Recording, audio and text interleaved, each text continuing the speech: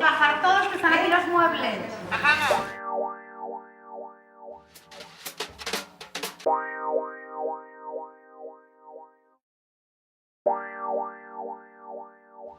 Nos parecía una idea interesante, alternativa a la feria de muestras. Con los muebles dentro de una casa, de un espacio donde ya se pueden ver cómo quedan integrados en el entorno, pues pensamos que era brillante para nuestros artículos.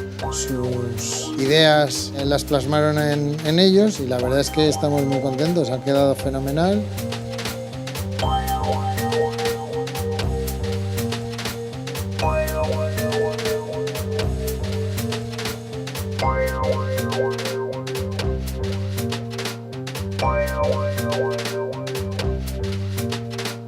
Los muebles que nosotros hacemos son fabricados en Valencia. Íntegramente aquí en Valencia, por manos artesanas.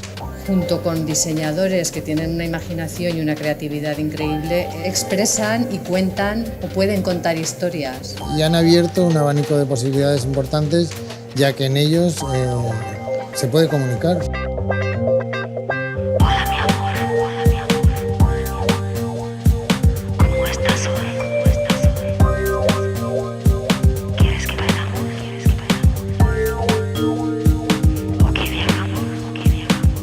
Están fabricados expresamente para la ocasión, con lo que de alguna forma aportan algo más de emoción, de cariño.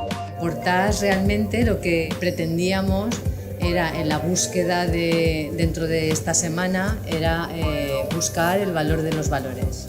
Y la verdad es que los hemos encontrado. Hemos encontrado muchísimos valores en esta semana, de personas creativas, de personas interesantes, de personas que aportan generosidad, humildad,